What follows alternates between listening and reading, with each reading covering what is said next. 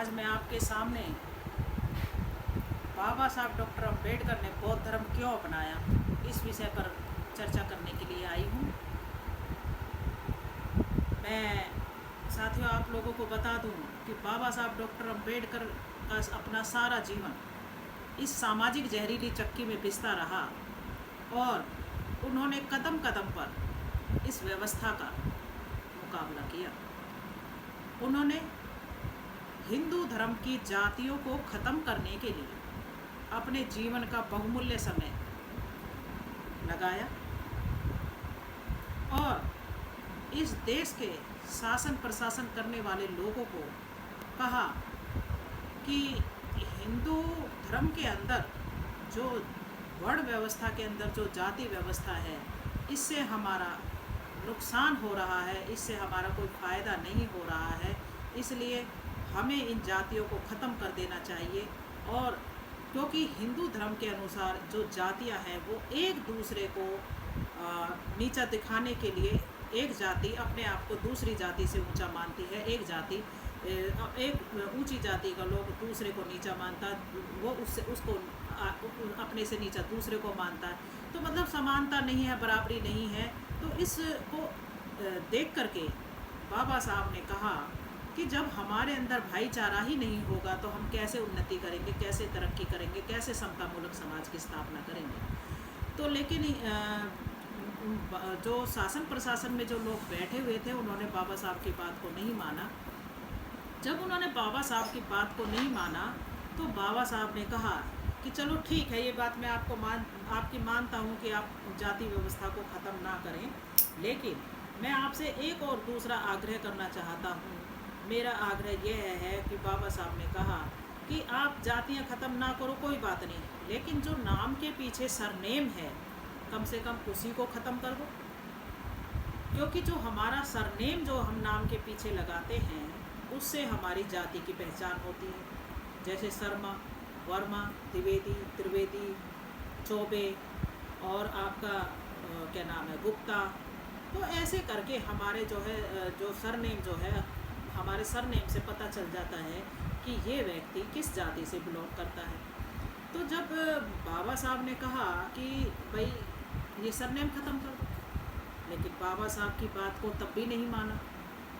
जब बाबा साहब की बात को तब भी नहीं माना तो बाद में बाबा साहब ने दुखी होकर के बड़े दुखी मन से 1935 के अंदर एक घोषणा की कि मैं हिंदू धर्म में पैदा हो गया, ये मेरे बस की बात नहीं थी, हिंदू होकर के मैं मरूंगा नहीं, ये मेरे बस की बात। इस घोषणा के तुरंत बाद भाई चारों तरफ सभी धर्मों के लोगों में, सभी समाज में, सभी पूरे भारत के अंदर एक शोर मच गया कि डॉक्टर अम्बेडकर ने जो है हिंदू धर्म को छोड़ने की घोषणा कर दी है और उन्होंने कहा है कि मैं हिंदू धर्म में पैदा हुआ, ये मेरे बस की बात नहीं थी, हिंदू धर्म में रहूँगा नहीं, मरूँगा नहीं, ये मेरे बस की बात है। तो इस घोषणा के बाद जैसे ही बाबा साहब ने ये घोषणा की तो उसके तुरंत बाद सभी धर्मों के नुमाइंदे, सभी धर्मों के जो है जो उच्च वर्ग के लोग थे उन्होंने बाबा साहब से संपर्क साधना शुरू किया। तो यहाँ मैं बता दूँ कुछ लोग जो क्रिश्चियन धर्म से आते हैं, क्रिश्चियन धर्म के लोगों ने भी बाबा साहब से संपर्क साधा और कहा कि बाबा साहब आप अपने लोगों से कहें कि वो जो है क्रिश्चियन धर्म को अपना लें और क्या नाम है उससे जो है हमारे यहाँ पर कोई जाति बिरादरी नहीं है और उससे जो है समानता बनी रहेगी। लेकिन बाबा साहब ने देखा कि क्रिश्चियन धर्म तो जो है बाहर का धर्म है, अगर मैं क्रिश्चियन धर्म को अपनाता हूँ तो ये बाहर का धर्म है, तो मेरी अपनी जो संस्कृति है, जो अपनी जो भारत की जो बातें हैं वो तो ख़त्म हो जाएंगी। तो बाबा साहब ने क्रिश्चियन धर्म को नहीं माना। उसके बाद बाबा साहब के पास जो है और भी अन्य धर्मों से लोग आए और मुसलमान धर्म के लोग भी जो बाबा साहब के पास आए। यहाँ मैं जिक्र कर दूँ, निज़ाम हैदराबाद ने भी बाबा साहब से पेशकश की कि बाबा साहब आप अपने लोगों को कहें कि वो मुस्लिम धर्म को अपना लें, और उसके लिए बाबा साहब को उन्होंने उस वक्त पर कई करोड़ रुपए की ऑफ़र दी थी। लेकिन बाबा साहब ने कहा कि आपकी बात सही है तो आपका जो है धर्म में कट्टरपंथी ज़्यादा है।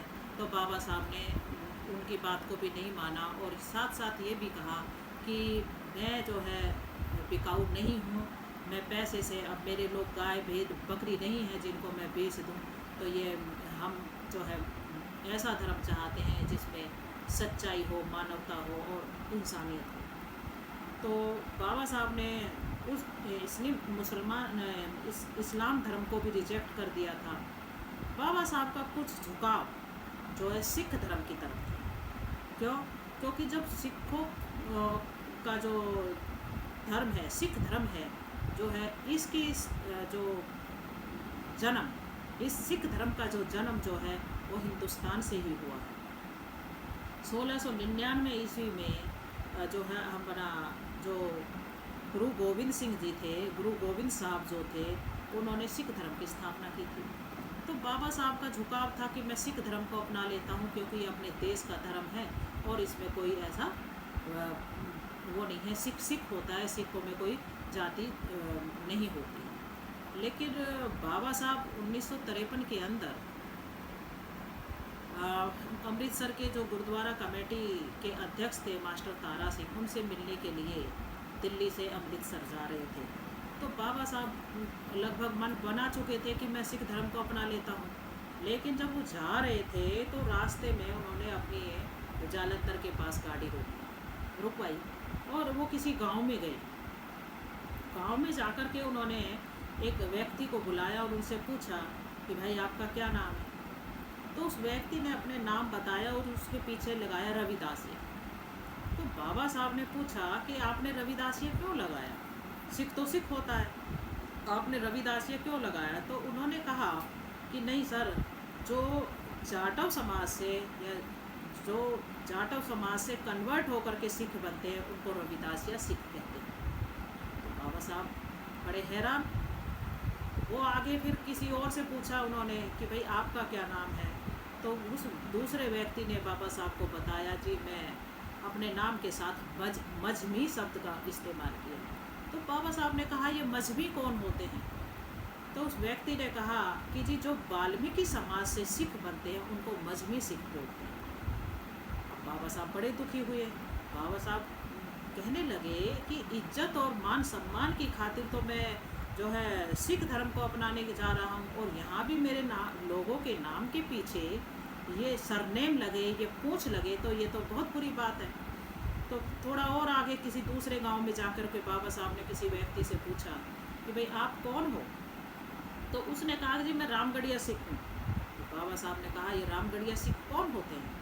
तो उन्होंने कहा जी जो तिरखानों से बनते हैं, यानी कि जो कारपेंटर का काम करते हैं, बढ़ई का जो काम करते हैं, ये उनसे जो बनते हैं वो जो है रामगढ़िया सिख होते हैं। उसके बाद बाबा साहब ने अपनी गाड़ी सीधे ले गए अमृतसर और अमृतसर जाने के बाद में उन्होंने सीधी वह अपना गुरुद्वारा पहुँचे और गुरुद्वारा जा कर के मास्टर तारा सिंह जो उस गुरुद्वारा कमेटी के अध्यक्ष थे उनसे मुलाकात की और उनसे कहा कि तारा सिंह आप मुझे ये बताएं कि आपके नाम के पीछे मजहबी क्यों नहीं है, आपके नाम के पीछे रामगढ़िया क्यों नहीं है, आपके नाम के पीछे रविदासिया क्यों नहीं है। अब तारा सिंह के पास कोई जवाब नहीं था इन बातों का। तो बाबा साहब ने कहा इज्जत और मान सम्मान के खातिर तो मैं अपने लोगों को सिख धर्म में लेके आने की सोच रहा था, लेकिन अब मेरा जो है मन जो है वो बिल्कुल वो हो चुका है। अब मैं सिख धर्म को भी रिजेक्ट करता हूँ। और बाबा साहब ने सिख धर्म को भी छोड़ दिया। और उसके बाद फिर बाबा साहब ने 1953 के बाद में बाबा साहब ने जो है बुद्धिज़्म की स्टडी की। और बुद्धिज़्म की स्टडी करने के बाद बाबा साहब ने देखा कि जो बुद्ध धर्म है वो अपने भारत का ही निकला हुआ है, कोई विदेशी नहीं है। और दूसरा क्या है कि बुद्ध जो है पूरी तरह से वैज्ञानिक है, वैज्ञानिक दृष्टिकोण पर आधारित है। इसमें कोई भी चमत्कार नहीं है, कोई भी काल्पनिक बातें नहीं है, कोई भी किसी भी तरह का ढोंग पाखंड नहीं है। तो बाबा साहब ने फिर देखा कि जो हमारे जो पूर्वजों का जो धर्म जो है वो बौद्ध धर्म है। तो बाबा साहब ने इस धर्म को अपनाने से पहले बुद्ध एंड हिज धम्म एक किताब लिखी और इसकी बहुत अच्छी से स्टडी की और फिर बाबा साहब ने कहा, बाबा साहब ने देखा कि हम देखते हैं कि किसी जो ईसाई पर कोई अत्याचार नहीं होता है। क्यों नहीं होता? क्योंकि यूएनओ के अंदर उनको उनके कंट्री हैं, क्रिश्चियन कंट्री हैं, जैसे कि आपका इंग्लैंड, अमेरिका, फ्रांस, इटली। तो ये जो है, ये जो है ईसाई कंट्री हैं ये। दूसरा, फिर बाबा साहब ने देखा कि किसी मुसलमान पर जुल्म जाती नहीं होती है। क्यों? क्योंकि यूएनओ के अंदर 72 कंट्री हैं जो मुस्लिम कंट्री हैं। तो उन्हें भाईचारे के आधार पर वो जब लगता है कि हमारे भाइयों पर कहीं अत्याचार होता है तो वो एकता नज़र आती है।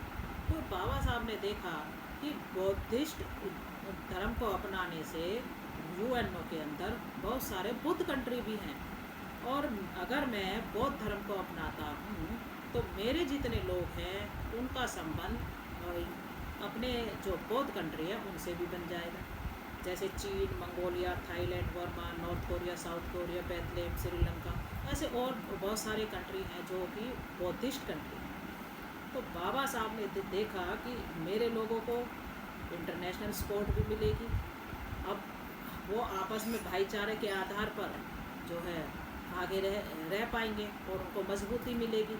तो बाबा साहब ने इन सब बातों को ध्यान में रखते हुए और ये देखते हुए कि इसमें कोई भी मनगढ़ंत या कोई भी काल्पनिक बातें नहीं हैं, तो बाबा साहब ने इन सब बातों को देखते हुए और विचार करते हुए 14 अक्टूबर 1956 को बौद्ध धर्म को नागपुर की धरती दीक्षा भूमि में जा कर के अपने 10 लाख लोगों के साथ इस बौद्ध धर्म को अपना लिया।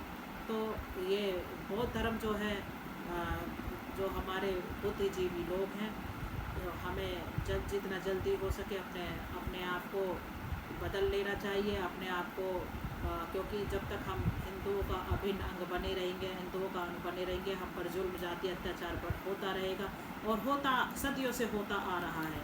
तो मेरा जो वक्तव्य है, मेरा जो बोलने का वो है विचार, वो ये नहीं है कि मैं किसी की भावनाओं को ठेस पहुंचाऊं। मेरा कहना ये है कि हमें सच्चाई को मानना चाहिए, सच्चाई को जानना चाहिए, सच्चाई क्या है उस पर चलना चाहिए। तो बाबा साहब डॉक्टर अम्बेडकर ने जो विचार हमें दिए हैं, मैं उन्हीं विचारों को आप तक पहुंचाने के लिए आपके बीच में आई हूं, और ज़्यादा लंबी चौड़ी बात ना करते हुए इन्हीं शब्दों के साथ जय भीम, जय भारत, नमो।